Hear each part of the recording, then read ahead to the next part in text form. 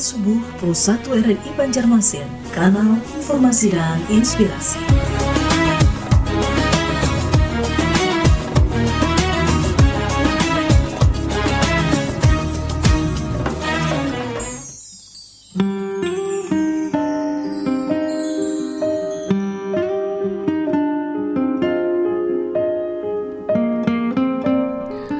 Assalamualaikum warahmatullahi wabarakatuh. Selamat pagi saudara pendengar. Syukur alhamdulillah kembali berjumpa kita dalam program acara Religi Pagi Kuliah Subuh kerjasama antara RRI Banjarmasin dan UIN Antasari Banjarmasin, dan pendengar dan juga pemirsa Pro 1 RRI Pro 1 Banjarmasin melalui akun YouTube kita.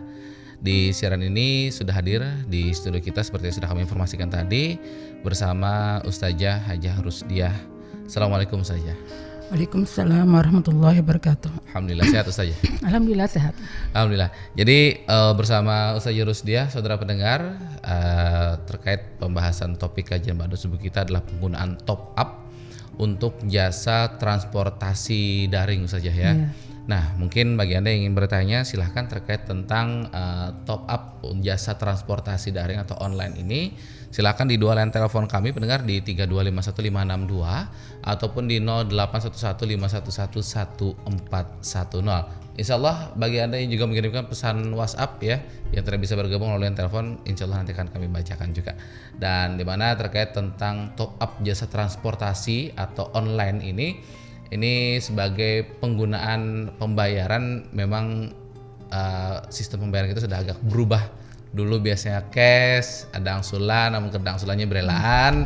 Wah ini pakai top up walaupun 0,1 rupiah itu kawan dibayar. Seperti apa penjelasannya dan seperti apa hukumnya juga Anda bisa ditanyakan dan juga dijelaskan oleh Ustazah Rusdiah. Silakan Ustazah. Ya, bismillahirrahmanirrahim. Assalamualaikum warahmatullahi wabarakatuh. Waalaikumsalam warahmatullahi wabarakatuh. Alhamdulillahirabbil alamin. Wassalatu wassalamu ala asyrofil anbiya'i wal mursalin sayyidina Muhammadin wa ala alihi washabihi ajma'in amma ba'd. Pendengar yang berbahagia, alhamdulillah pada pagi Jumat yang cerah ini kita dapat bertemu kembali dalam acara kuliah subuh yang merupakan kerjasama antara RRI Pro 1 Banjarmasin dengan UIN Antasari Banjarmasin. Pada pagi yang cerah ini kita akan berbicara tentang masalah hukum ekonomi syariah. Itu adalah yang khusus pada problema atau permasalahan kontemporer pada kali ini. Tidak bisa dihindari bahwa dalam kehidupan sekarang di era digital ini kita berhadapan dengan berbagai macam tata cara transaksi. Yang dulu kita bertransaksi itu adalah menggunakan bertemu satu sama lainnya. Sekarang kita sudah menggunakan media internet untuk melakukan transaksi itu. Salah satunya adalah transaksi ini adalah dengan menggunakan transaksi top up lah. Top up ini biasanya penggunaannya adalah dalam beberapa hal. Bisa misalnya dalam transaksi transportasi daring seperti yang kalau kita mau bepergian kita membuka sebuah aplikasi untuk memberikan jasa kepada kita, misalnya jasa mengantar, tetapi di situ kita ada dua pembayaran yang bisa dilakukan, bisa melalui top up atau kita mendeposit dana kita di sana, atau bisa juga kita membayar kontan. Nah, artinya kontan itu langsung dibayar ketika sudah selesai terjadinya akad atau jasa itu dilakukan. Nah, top up ini kenapa itu ada?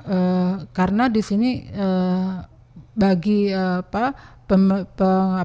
penyedia jasa itu adalah kegunaannya adalah untuk memudahkan dalam pembayaran hingga tidak perlu lagi ada pembayaran dalam bentuk cash atau kontan. Tetapi pemudahan pembayaran itu mereka bisa memberikan diskon dalam pembayarannya dibanding dengan pembayaran cash lah. Nah, tetapi ada juga kelemahannya di sini dalam top up ini kelemahannya adalah bahwa dana itu tidak bisa ditarik kembali. Ya. Ketika sudah masuk dalam deposit itu tidak bisa ditarik kembali dana itu gitu. Nah, tadi juga dikatakan bahwa tidak hanya pada bidang ini terjadi top up, bisa juga misalnya dalam transaksi jasa umroh misalnya atau jasa haji gitu kan, atau dalam jasa umroh biasanya di situ kita membayar dulu untuk jasa yang akan diberikan oleh travel gitu kan.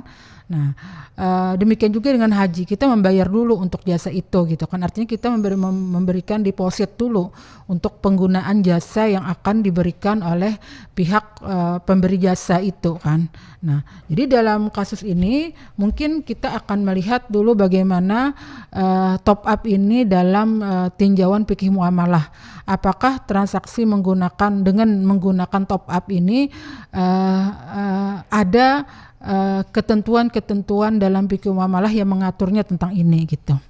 Kalau kita analisa transaksi ini, nampaknya transaksi ini adalah masuk dengan atau mendekati kepada transaksi ijarah lah.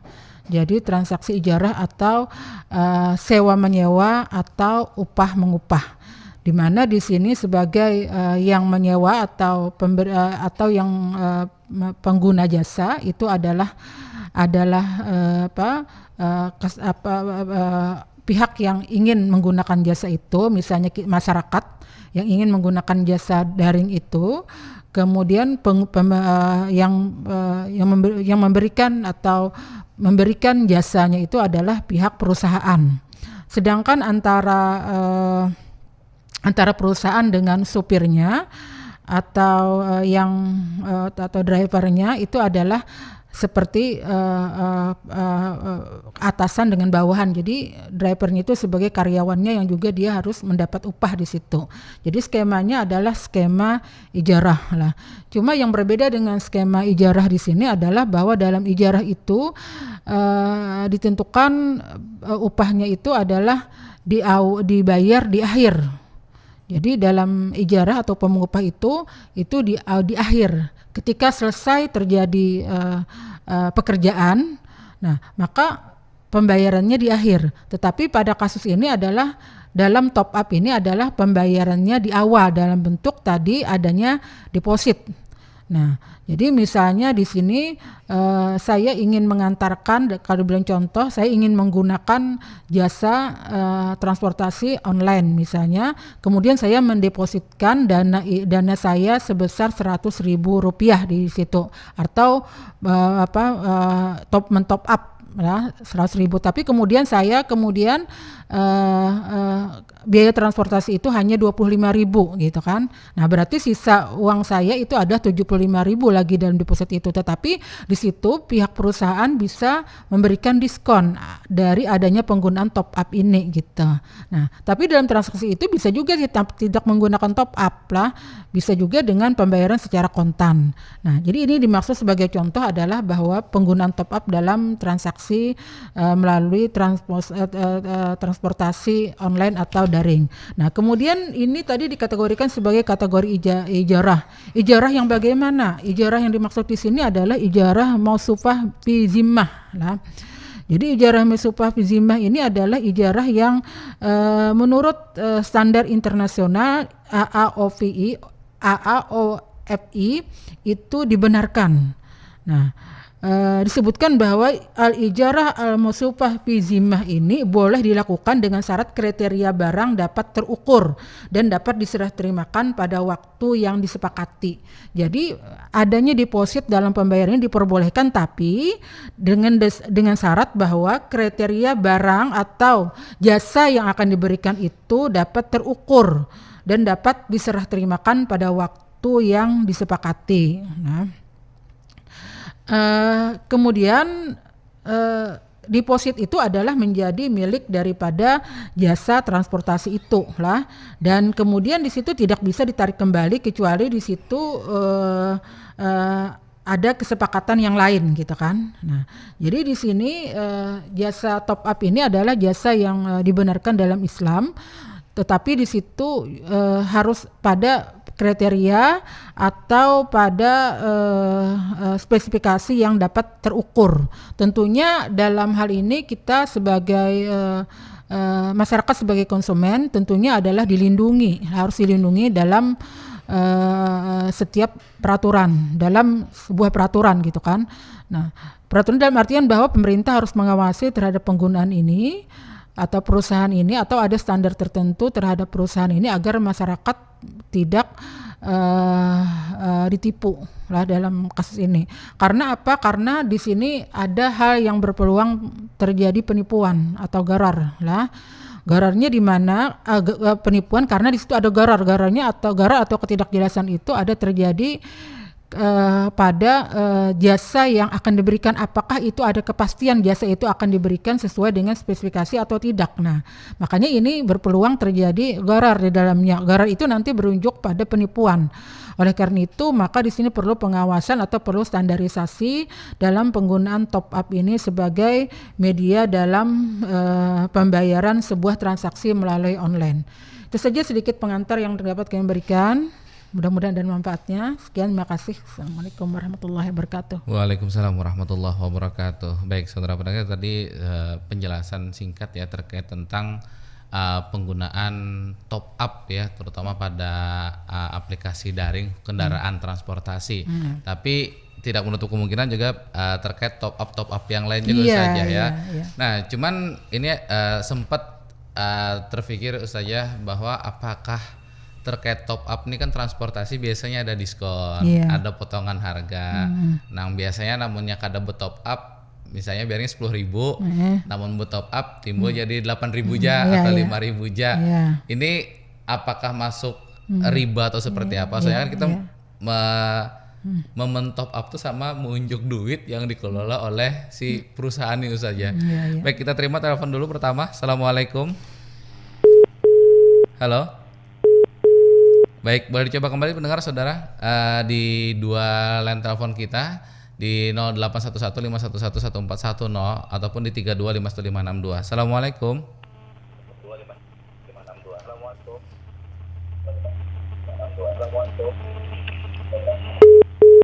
Oke, baik, terputus ya. Boleh dicoba kembali Pak. Itu sudah masuk tadi.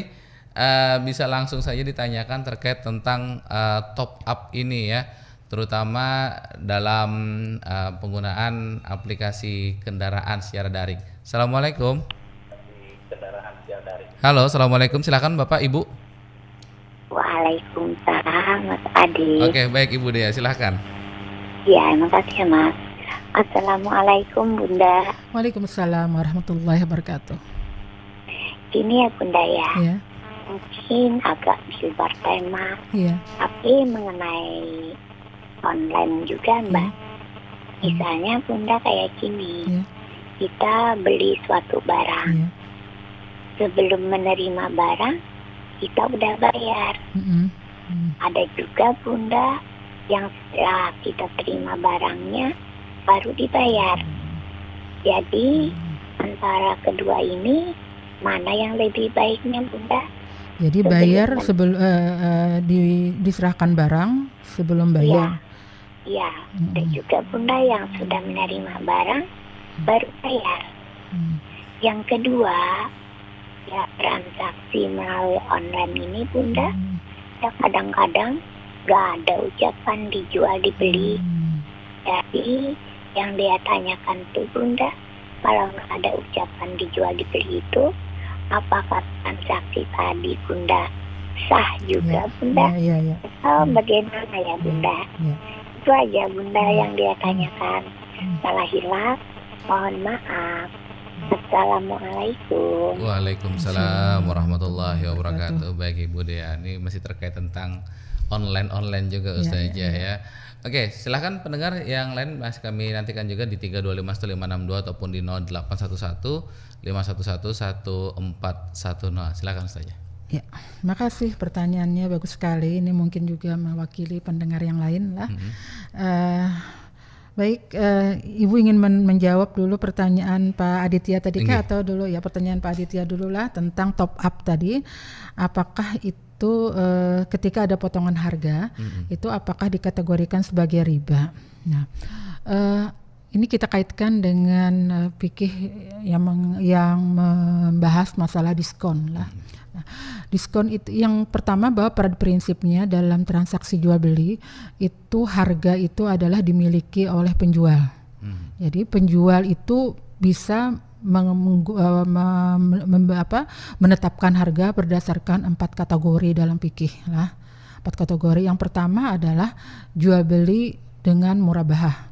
Artinya bahwa dalam jual beli murabahah itu di mana modal itu diberitahukan kepada penjual dan penjual bisa memberikan keuntungan sesuai dengan keuntungan semaunya gitu kan artinya. Nah, itu dalam jual beli murabahah atau sesuai dengan kesepakatan keuntungan itu. Ada juga jual beli yang biasa seperti yang kita lakukan. Jadi modal tidak diberitahukan. Tapi di situ kita tahu harganya yang sudah modal plus keuntungan dari penjual. Ada.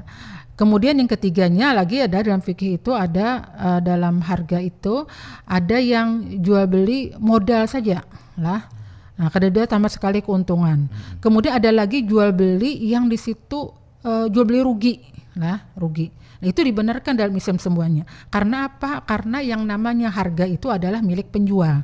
Penjual boleh menetapkan harga seberapapun walaupun dia rugi, gitu kan? Nah, jadi dalam kasus diskon demikian juga. Penjual mungkin di sini dia dengan diskon dia rugi. Tapi di situ kan itu keputusannya gitu kan. Nah, mungkin dia di sini ada alasan-alasan tertentu kenapa dia harus memberikan diskon itu karena bisa saja dalam transaksi jual beli itu dia sudah ada untung di lain misalnya kan, atau bisa saja kan dia dalam kasus ini misalnya dia sebagai tidak menarik keuntungan yang banyak, tapi bagaimana pelanggan banyak kepadanya dengan membeli dengan harga yang murah. Jadi ini adalah keputusan untuk dia mendiskon atau tidak. Ini adalah keputusan daripada penjual lah untuk mengurangi atau tidak harga barang yang dia tawarkan. Jadi di situ tidak ada dalam kategori riba. Yang dikategorikan riba itu adalah ketika ada transaksi jual beli di mana di situ ada pembayaran yang tidak tunai. Kemudian ketika ada pembayaran tidak tunai maka itu dilebihkan dalam pembayaran. Nah, atau juga dalam tukar menukar barang yang sejenis tetapi di situ ada kelebihan ketika kelebihan penyerahan dari salah satu barang akibat dari pertukaran barang itu, misalnya beras ditukar dengan beras karena beda kualitasnya maka lebih banyak. Salah satu beras itu misalnya 1 liter ditukar dengan 2 liter misalnya, beda beras yang lain, maka itu ada dikategorikan sebagai riba. Nah, dalam kasus ini tidak ada termasuk dalam 2 kategori itu, karena di sini adalah tidak ada utang piutang di dalamnya, dan juga di sini adalah berkaitan dengan teori harga bahwa harga itu adalah milik penjual, yang penjual bisa memberikan harga sebagaimana yang diinginkan, bahkan dia rugi sekalipun tidak jadi masalah, karena itu adalah keputusan daripada penjual. Jadi dalam fikih itu seperti itulah. Jadi berkenaan dengan harga diskon atau apapun, kecuali misalnya yang dalam diskon itu ada sih sebenarnya yang dilarang, misalnya diskon yang abal-abal misalnya kan. Nah, yang harganya dinaikkan padahal itu adalah ketika mau didiskon misalnya kan, yang harga normalnya adalah 100.000 tetapi ketika mau didiskon dinaikkan menjadi 150.000 misalnya, karena ini adalah bentuk dalam transaksi ekonomi Islam, ini adalah dalam bentuk penipuan gitu. Nah, ini jadi diskon ini kalau memang diskon yang memang betul-betul diskon ini adalah tidak jadi masalah, tidak ada kaitannya dengan riba, kecuali di sini ada dilihat dalam potongan-potongan harga ini yang mengarah kepada konsep riba dalam 2 hal tadi. Misalnya di situ ada utang piutang, kemudian ada kelebihan dalam pembayaran misalnya. Nah, itu bisa dikategorikan sebagai riba. Nah, kemudian yang kedua adalah dari Ibu Dea tentang jual beli di mana ada yang bayar dulu baru barang gitu kan. Bayar dulu baru barang. Nah, ini dikategorikan sebagai transaksi jual beli salam lah. Jadi dalam Islam itu diperbolehkan jual beli salam itu. Asal apa? Syaratnya adalah barang itu jelas spesifikasinya lah. Jelas spesifikasinya maksudnya spesifikasi itu jenis barang itu diketahui secara umum, dan pembeli juga mengetahui tentang itu. Jadi ada penjelasan dari penjual tentang barang, kemudian pembeli mengetahui tentang itu.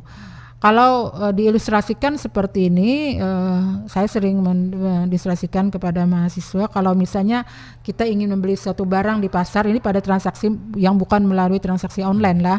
Saya misalnya ingin membeli minyak goreng di pasar, mereknya merek tertentu, tapi kata pembelinya, kata penjualnya, merek ini tidak ada Bu di toko ini, tapi masih ada di rumah. Nah, masih ada di rumah. Jadi itu karena ada kepercayaan dan jelas mereknya apa sudah kan, maka jadilah transaksi pada saat itu. Tapi nanti siang-siang nanti diambil barangnya.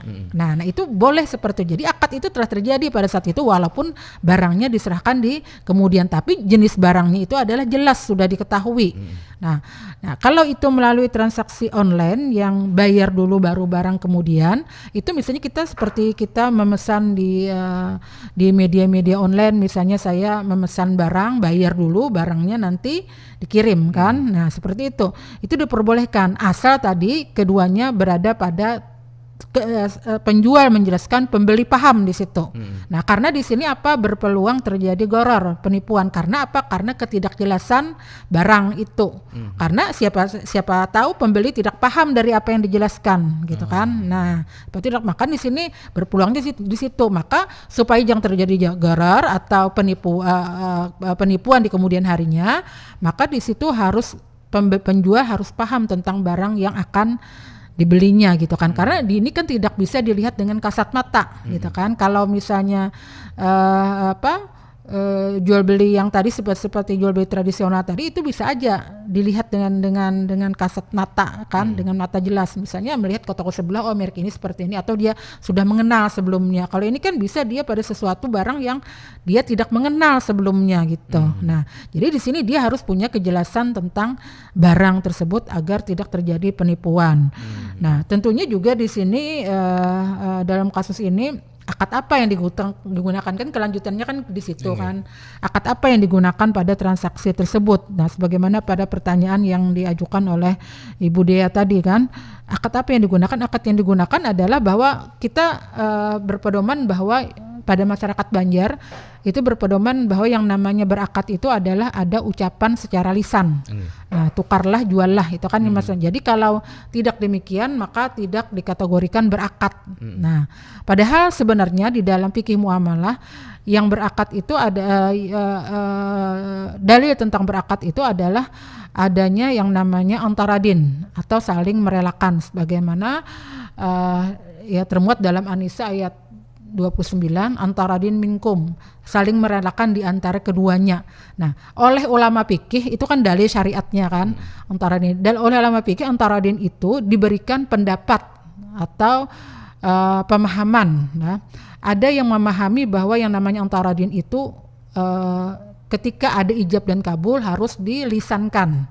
Nah, dilisankan, kuserahkan barang ini, kuterima barang ini, gitu kan. Nah, dilisankan, maka itulah yang dikatakan sebagai tadi wujud daripada antaradin atau saling rela di antara keduanya. Tetapi pada ulama yang lain mengatakan bahwa yang namanya rela itu adalah tidak mesti demikian. Kerelaan itu adalah sebuah ketetapan batin. Maka ketetapan batin itu diwujudkan dalam bentuk perbuatan. Tidak mesti disempurnakan dengan lisan. Jadi perbuatan sudah mewakili adanya kerelaan tersebut. Nah ini jadi ada dua pendapat tentang itu. Nah dari masyarakat memang nampaknya juga seperti itu. Jadi di sini mungkin kita harus merubah sebuah pemahaman bahwa yang namanya berakad itu tidak mesti harus dilisankan, tapi juga bisa dengan perbuatan asal rela di antara keduanya lah. Nah sebuah logika mungkin bisa juga kalau misalnya lisannya rela tapi dia hatinya tidak rela, kan artinya tidak sah juga akadnya gitu kan. Jadi yang terpenting itu adalah kerelaan. Nah jadi ini wujud kerelaan ini dengan lisan kita lihat di masyarakat ada orang harus menggunakan tukarlah, juallah, ya tidak apa. Tapi ada juga wujud yang lain, misalnya di transaksi melalui minimarket kita lihat mereka ada penyerahan barang demikian uang, dan situ tidak ada hal-hal yang membuat tidak rela di antara keduanya, hanya dengan ucapan terima kasih dan mereka rela keduanya, maka itu juga diperbenarkan. Nah mengenai transaksi online ini juga demikian gitu kan. Transaksi online ini dia berakad dengan merelakan tapi dalam bentuk perbuatan.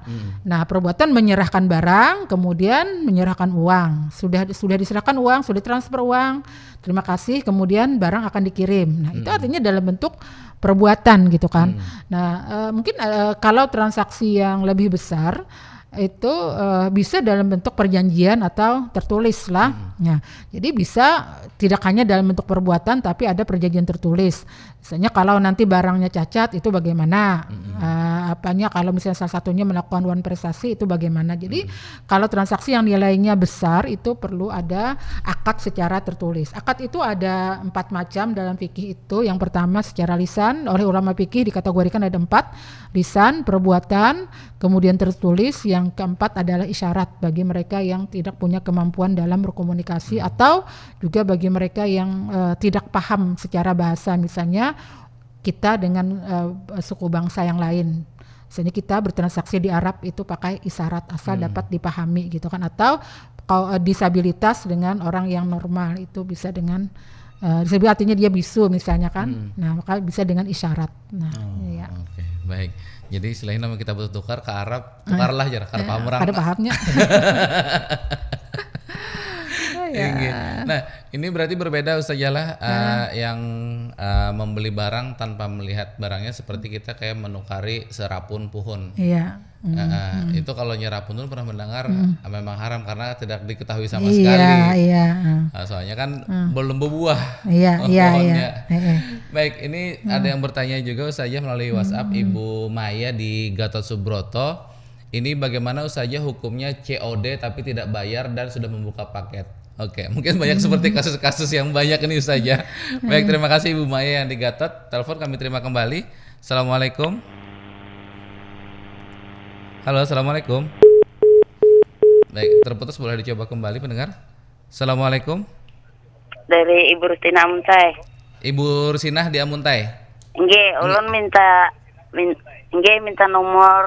nomor acara nang ini nang ulun rancak kade menyambung gitu tersalah nomornya sampai tekan 22 kah. Ini masuk sudah Bu nomor pian. Lah, tapi ini nang nomor 62 nang ulun hendak ini nomor nang 410. Oh iya, nggih. Nggih, sampai tekan 22 sampai urun menulis kayak itu kawa. Iya, nggih Bu. Nggih, supaya jelas kayak itu, tapi lambat menyambet tekan. Nggih Bu.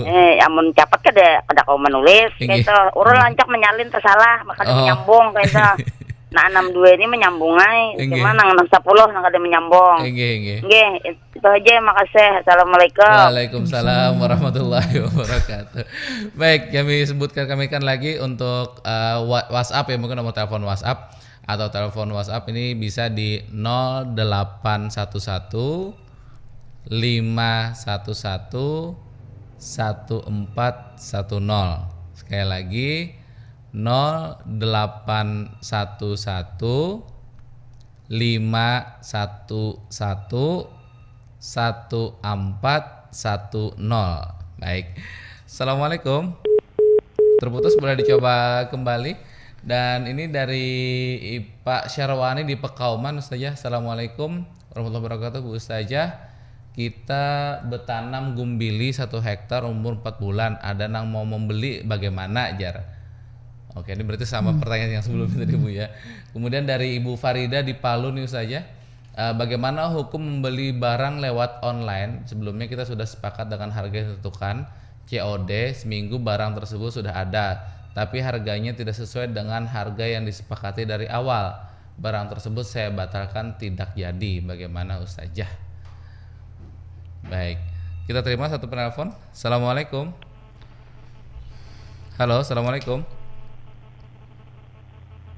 Halo. Baik, tidak ada suaranya, boleh dicoba kembali. Mungkin kalau di 0811 ini tidak bisa ditelepon, bisa kirimkan WhatsApp Anda, insya Allah nanti akan kami bacakan. Mungkin bisa langsung tanggapi saja. Ya. Silakan. Baik, saya ingin menanggapi pertanyaan yang pertama dari Ibu Maya tadilah. Ibu Maya tentang transaksi yang di situ ada COD, di situ tidak dibayar kan? Paketnya sudah dibuka, tapi barang harganya tidak dibayar gitu kan. Nah, jadi mungkin seperti itulah Nah, kalau salah catatan saya mohon tadi dikoreksi lah. Nah, jadi ada COD, paketnya sudah dibuka tapi tidak dibayar. Nah, gini, yang namanya COD itu adalah kalau tidak salah itu adalah ada sebuah transaksi melalui online, tetapi pembayarannya itu nanti ketika serah terima barang, gitu kan. Nah, sebenarnya dalam transaksi online itu adalah sempurnanya sebuah transaksi itu atau selesainya akad transaksi itu adalah ketika barang itu sudah diserahkan atau sudah diterima, gitu kan. Nah, keputusan untuk pembayaran itu bisa di awal, bisa juga ketika barang itu diterima. Jadi pembayaran itu kan bisa dua cara. Bisa ketika barang itu akan dikirim, bisa juga ketika barang itu telah diterima, gitu kan.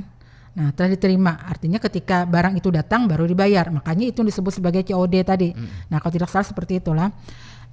Nah, jadi di sini nampaknya memang kemungkinan terjadi adalah bahwa dalam transaksi online itu bisa barangnya itu yang tidak pas, tidak sesuai, gitu kan. Barang yang dikirim tidak sesuai.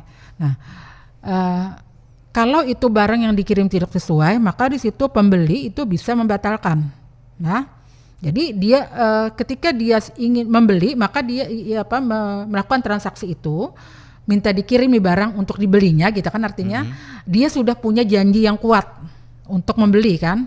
Nah, janji yang kuat, janjinya ini makanya karena dia berjanji akan membeli, maka dikirimlah barang itu, gitu kan. Nah, kirimlah barang itu.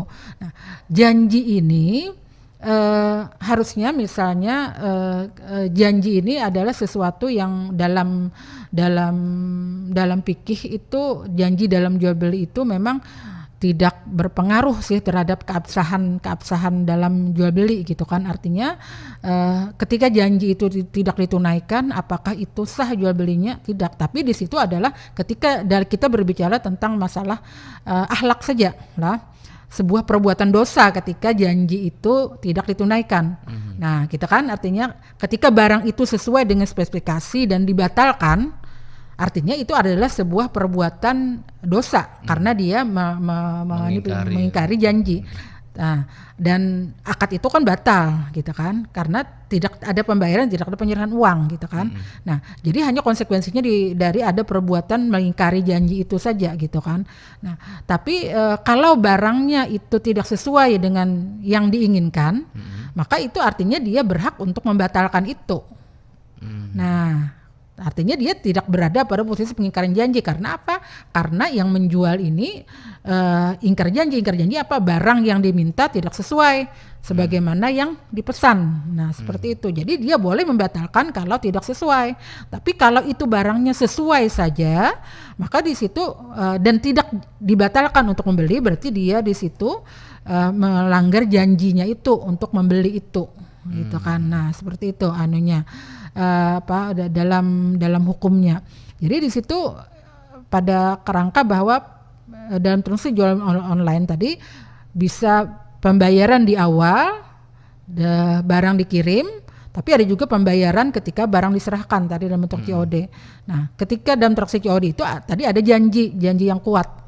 Janji itu tidak mempengaruhi akad tapi berpengaruh kepada sisi akhlak tadilah. Nah, si akhlak. Nah, jadi seperti itulah. Baik, ini Ibu masih terkait COD, Bu. Ulun masih penasaran sedikit. Ini kan selama ini yang COD ini kan kadang jaraknya jauh, Bu, antar pulau. Sedangkan yang mengantarkan ini kurir. Sedangkan yang berhubungannya adalah si pembeli dan si penjual ini. Dan tapi selama ini praktek yang dilaksanakan adalah si kurir ini yang istilahnya jadi menalangi, jadi korbannya.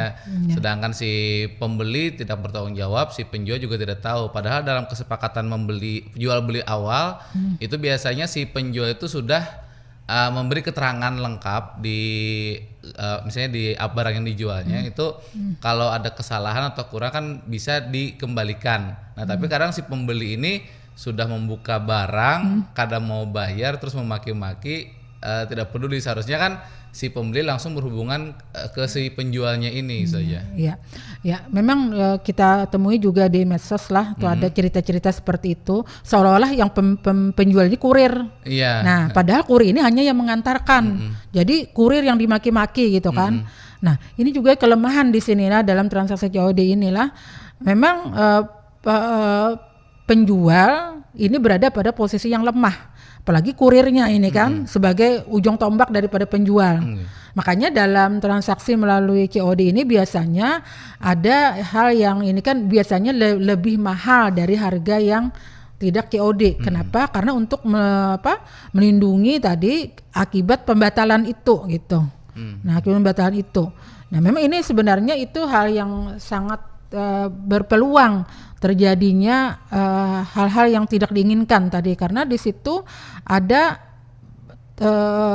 kekuatan daripada pembeli untuk membatalkannya itu.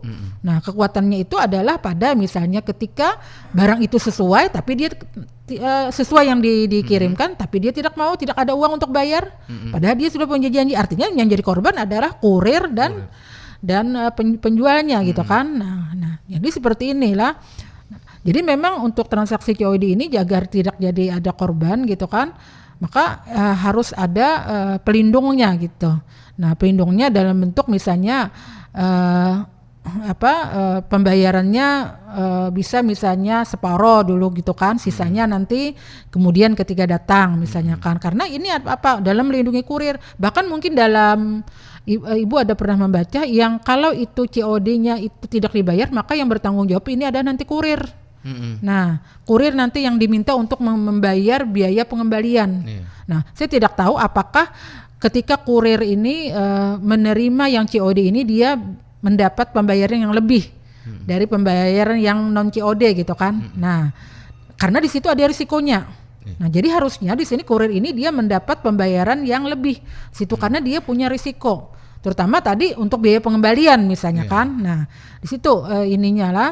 Jadi di sini kalau yang tanpa COD itu kekuatannya ada pada penjual. Kalau ini adalah kekuatannya ada pada pembeli gitu kan. Nampaknya di sini ada ketentuan yang mengatur agar kekuatan keduanya itu dibatasi gitu kan.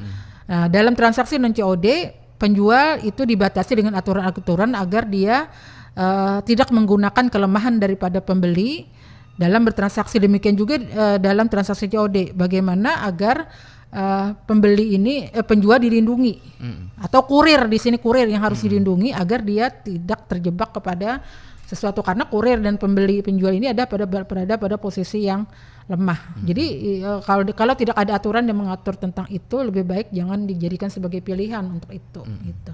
Ya. Kemudian dari Pak Sarwani tadi saja pertanyaannya. Oh, yang Pak Sarwani ya. Ya, Pak Sarwani tentang gumbili tadi lah. Nah, gumbili itu atau kalau dalam bahasa Banjarnya itu singkong kalau tidak salah. Nah, singkong ini yang baru 4 bulan, belum ada hasilnya tapi sudah ada yang membeli gitu lah. 1 hektar gitu. 1 hektar.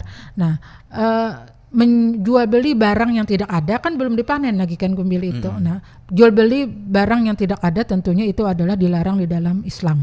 Karena syarat dalam jual beli itu objeknya harus ada dan dapat diserahkan di majelis akad. Sedangkan gumbili ini kan tidak bisa diserahkan di majelis akad, masih dalam tanah gitu kan. Nah, jadi ini adalah kalau ada transaksi demikian maka itu ada termasuk dalam kategori transaksi yang tidak sah. Karena barangnya tidak diserahkan. Masa kan transaksi jual beli, masa pohonnya aja yang bisa diserahkan kan tidak kan. Sedangkan gumbilinya di tanah tidak bisa diserahkan gumbilinya. Nah, tapi bagaimana ini kan terjadi di masyarakat kan. Ada yang mau orang membeli langsat misalnya, membeli ini durian misalnya di pohon. Nah, dalam Islam itu boleh ada janji dulu. Janji untuk membeli kalau sudah panen. Jadi berarti di situ tidak ada yang namanya akad jual beli. Nanti kalau panen lah kutukari barangnya. Kalau gumbili itu sudah panen, kutukari nanti barangnya. Nah, seperti itu. Tapi dia memberikan dulu sejumlah uang. Tapi jumlah itu sebagai pengikat aja. Nah, artinya kalau misalnya gumbili ini gagal panen kan bisa aja kan gagal panen. Nah, uang itu dikembalikan. Tapi kalau misalnya panennya tidak gagal, berapa harga gumbili dihitung kembali dan ditambah lagi dari pembayaran tadi. Jadi di sini dengan boleh tapi tidak diakatkan dengan akad jual beli, tapi sebagai pengikat janji kalau nanti sudah panen akan dibeli oleh pembeli. Dipanjar gitu. Dipanjar dulu kan. Nah, bisa pengembalian kalau gagal gitu kan. Nah, demikian. Baik, jadi ditampahi ke jurang. Ya, ditampahi. Nah, kalimat belanjarnya ditampahi dulu. Nah. Oke, ini kalau dari Ibu Farida di Palu sebenarnya sama terkait COD juga tadi. Oke, COD yang tidak sesuai di awal. Iya. Maksudnya itu harganya tadi itu tidak sesuai seperti yang disepakati gitu. Oh iya. Nah, makanya ini harga yang tidak sesuai disepakati, makanya memang kalau tidak sesuai dengan di awal maka kita bisa membatalkan. Nah, karena kan ada kesepakatan sudah harga sekian, ternyata tidak sesuai jual, maka itu adalah hak pembeli untuk membatalkan transaksi itu. Karena keluar dari kesepakatan. Sudah, ya. Ya. Oke, ini kalau terkait tentang membeli online gini saja, kalau barang tidak sesuai dengan yang digambarnya aja, ini seperti apa nih saja? Dari Busu di Balangan. Oke, baik, terima kasih Pak Busu. Kita terima satu telepon lagi. Assalamualaikum. Terputus ya. Baik, boleh satu penelpon lagi di 19 menit ini, tinggal sedikit lagi. Assalamualaikum. Waalaikumsalam. Ya, dengan siapa di mana Ibu? Dari Pak Sarwan. Oh, Pak Sarwan. Nggih, silakan Pak Sarwan. Pak Wawan ya, nggih. Ya. Begini Bu. Ya. Ini ada kasus. Contoh begini. Iya. Tolong dicatat. Ibu percaya sama saya untuk membeli barang atau produk. Nah, di label itu ada tulisan anggaplah 75.000. Nah, labelnya itu saya lepas sama Bu, ini barangnya harganya 100.000. Itu gimana Bu menurut Islam? Jadi labelnya itu 75.000 atau 150.000. Nah, itu labelnya saya lepas. Saya buang. Saya ngomongnya hasilnya sekian Bu. Jadi itu gimana? Ada kasus seperti itu. Jadi labelnya itu dibuang. Iya, nggih. Nah, ada kan paketan yang anggaplah kalau beli satuan 100.000, kalau beli 3 itu harganya 250.000. Nah, itu labelnya dibuang. Ngomongnya Bu, saya belinya harganya sekian. Padahal di bawah harga Pak itu. Ada kan produk yang satu set, kalau beli satuan harga sekian, kalau beli satu set harga sekian. Nah, labelnya itu dibuang. Ngomong sama sekarang pun ini harganya sekian, padahal enggak. Ada kasus seperti itu Bu. Baik. Ya, assalamualaikum. Waalaikumsalam warahmatullahi wabarakatuh. Kalau bahasa kita ini menjual kembali saja lah. Menjual kembali. Kita menukar harga 75, kita cabut labelnya, jual lagi dengan harga 100.000. Iya. Nih, silakan saja. Ya. Tadi pertanyaan yang dari barang yang tidak sesuai dengan gambarnya kan? Iya, barang yang tidak sesuai dengan gambarnya. Ya memang dalam transaksi melalui media online ini kita bertransaksi melihat barang itu dari gambarnya gitu kan. Di gambarnya itu ada keterangannya gitu. Ada keterangannya yang tadi sebagai Ibu jelaskan bahwa pembeli ini harus paham tentang keterangannya itu. Nah, misalnya tentang kalau itu pakaian lah, kalau perempuan ini biasanya banyak kepakaian urusannya. Nah, kalau pakaian itu ada fotonya di medsos itu. Kemudian di situ ada penjelasannya bahannya apa, warna bahannya, ukurannya misalnya kan dan sebagainya. Nah, tentang bahannya saja terkadang kita ini ada jenis-jenisnya. Nah, kita harus paham tentang bahan itu. Kalau kita tidak paham, berarti nanti kita ada merasa tertipu kalau tidak pas. Nah, jadi di sini pengetahuan itu penting. Nah, kalau kita ragu atau merasa tidak paham tentang bahannya itu dan tentang ukurannya juga misalnya, maka saya menganjurkan lebih baik kita tidak usah membeli gitu. Jadi sebagaimana dikatakan oleh di jalan itu biasanya kalau ragu-ragu lebih baik kembali gitu kan. Nah, jadi ini melalui transaksi online juga demikian. Kalau ragu-ragu lebih baik tidak usah kembali aja udah, artinya kita batalkan transaksi itu. Karena apa? Karena kita tidak punya pengetahuan yang jelas tentang itu. Nah, gambar itu kita harus tahu tadi apa bicaranya gambar itu, makanya spesifikasi itulah yang membicarakan. Tapi kalau yang dibicarakan dalam spesifikasi itu kita tidak paham, lebih baik kita tidak usah membelinya gitu kan. Karena apa? Karena kalau tidak paham kita nanti berpeluang terjadi penipuan atau goror pada diri kita, ketidakjelasan pada kita, maka kita nanti akan merasa tertipu lah. Beda kalau misalnya kita sudah punya kejelasan terhadap itu. Nah, beda tentang ukuran, tentang apa misalnya.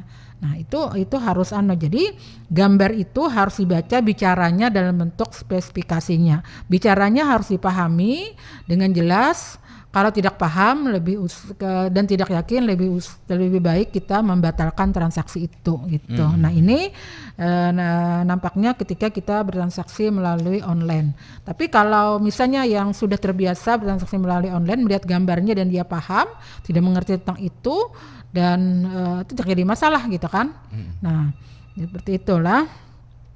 Karena ini berkaitan dengan barang yang terlihat. Kalau kita bertransaksi yang seperti biasa, kita bisa meraba, melihat ini. Kadang juga melihat transaksi online kita ada warna yang cahayanya itu lebih terang. Iya. Nah, saya terkadang bertanya, ini bagus ya. Ini warnanya apa? Ini coklat atau apa? Ini Bu karena pengaruh cahaya, padahal adalah seperti ini. Nah, itu kan harus kita tanyakan, jangan-jangan yang kita inginkan nanti warnanya pink, ternyata yang datangnya adalah oranye. Nah, ini kan perlu kita tanyakan, ini sebenarnya warnanya apa yang aslinya. Ini Bu karena pengaruh cahaya, maka warnanya berubah seperti ini, padahal sebenarnya tidak. Nah, karena ini kan ada keterbatasan dalam pemfotoan melalui HP itu kan. Nah, itu mungkin juga perlu penjelasan. Jadi bertanya banyak itu tidak apa, agar kita merasa supaya kita aman gitu kan. Nah, jadi mungkin bagi pemula yang melakukan transaksi melalui bertanyalah dulu kepada yang lebih lihai, yang merasa tertipu dalam transaksinya. Bagaimana sih sebenarnya ilmunya melalui jual beli melalui online ini, hanya melihat gambar. Jadi kita perlu juga ada tutorial tentang itu sebenarnya agar kita merasa tidak tertipu. Karena memang transaksi melalui online ini ada menguntungkan artinya apa? Kita bisa membeli apapun dengan hanya berada di rumah. Nah, transfer tidak perlu ke pasar, tidak perlu naik kendaraan apa untuk membeli, tidak perlu memilih keliling di pasar. Tapi tadi kerugiannya adalah di situ.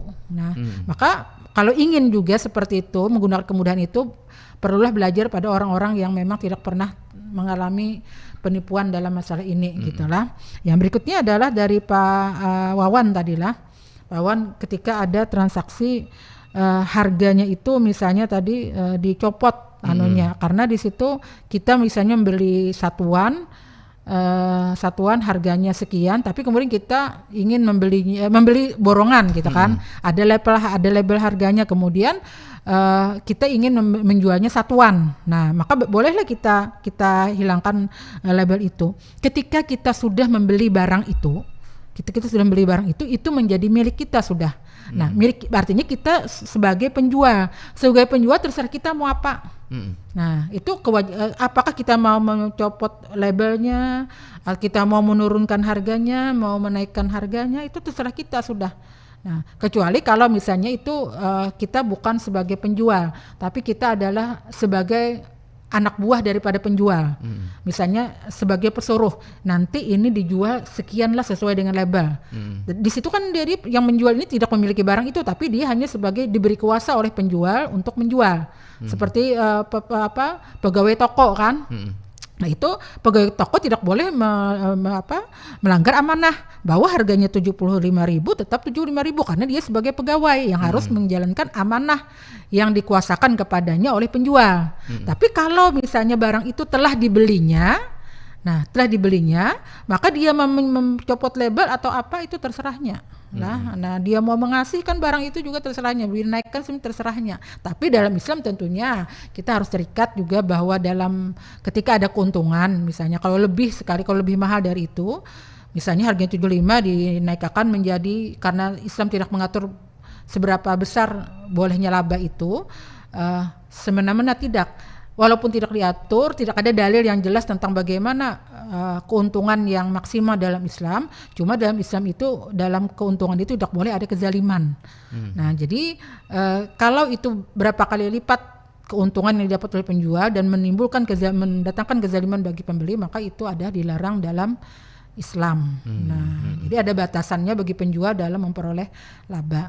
Oke. Ini apa seperti ini saja terkait tentang jual beli tadi itu, misalnya kita beli makanan ringan misalnya saja di A, kita belinya misalnya 5.000, tapi si A ini kita jual lagi barang si A ini dengan harga 15.000 dan kita jauh lebih laku daripada si A ini, tapi kita ngambil barang selalu pada si A, itu berarti karena apa Ustazah lah? Iya, tidak jadi masalah.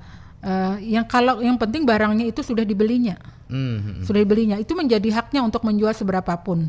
Tapi ya tadi berada pada koridor bahwa harga itu laba itu artinya kan di situ kalau harga 5.000 dijual 15.000 berarti kan 3 kali lipat gitu kan. Nah di situ berarti ada berpeluang dikategorikan bisa dikatakan sebagai kezaliman karena terlalu banyak untungnya gitu. Sedangkan Imam Malik saja membatasi bahwa yang namanya keuntungan, adabnya lah, akhlak dalam keuntungan itu, bukan hukum lah, itu tidak sebaiknya itu adalah tidak lebih dari 1/3 modal. Nah, imam yang lain tidak memberikan penjelasan lah, tapi Imam Malik sebaiknya keuntungan itu tidak lebih dari 1/3 modal. Artinya bahwa ya kalau harga barang 5.000 ditambah biaya-biaya macam-macam, ya, 1/3-nya adalah misalnya 3.000, 2.000 ditambah biaya macam jadi 10.000 itu adalah wajar. Tapi kalau yang tidak wajar itu yang bisa disebutkan kezaliman. Ibu berpendapat bahwa kalau lebih dari 1/3 itu adalah termasuk dalam kategori kezaliman. Kecuali seperti inilah, kecuali boleh aja sih seperti itu kalau misalnya di situ ada risikonya. Risiko misalnya barang itu akan busuk. Nah, maka di situ nanti kalau dia tidak menjual dengan laba yang banyak, maka nanti risikonya dia akan mendapat kebusukan itu. Jadi boleh lebih dari karena ada risikonya. Misalnya juga dalam transaksi kalau ibu tidak salah informasi itu, misalnya kalau ada orang transaksi jasa umroh itu biasanya lah, jasa umroh itu kenapa terkadang ada harganya mahal karena kemungkinan pihak travel nanti ada yang menanggung kerugian kalau misalnya ada masalahnya dengan visanya, visa dan sebagainya. Nah, jadi di situ ada risikonya. Jadi boleh aja mahal karena nanti ada risiko yang akan ditanggung oleh penjual akibat dari keterlambatan atau apapun. Jadi harga itu tidak hanya dilihat daripada modal, 1/3 modal, tapi juga dilihat kepada risikonya. Nah, makanya bisa jadi 3 kali lipat, boleh lagi 3 kali lipat, tapi karena ada risikonya. Atau 3 kali lipat, ada hal-hal yang lain, misalnya dia biasa toko, biaya pegawai dan sebagainya hingga jadi semikian. Jadi ada biaya-biaya yang lain gitu kan, hingga jadi 3 kali lipat.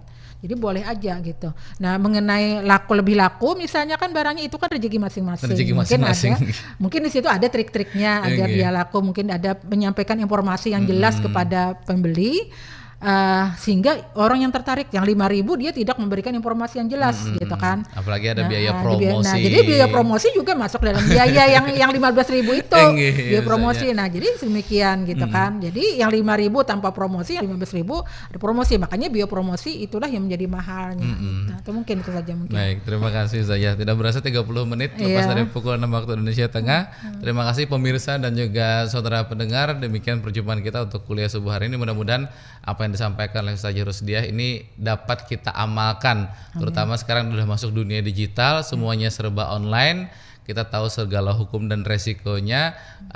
Mudah-mudahan paling kada jangan ada lah yang tertipu dan segala macam atau menyesal karena membeli online atau top up melalui online ini. Baik, saudara pendengar, demikian perjumpaan kita untuk kuliah subuh religi pagi kerjasama antara RRI Banjarmasin dan UIN Antasari Banjarmasin. Insya Allah akan kembali berjumpa esok di jam yang sama dan kita tutup kajian ini dengan doa kafaratul majlis. Subhanakallah bihamdika asyhadu an la ilaha illa anta astaghfiruka wa atubu ilaik. Assalamualaikum warahmatullahi wabarakatuh. Waalaikumsalam warahmatullahi wabarakatuh.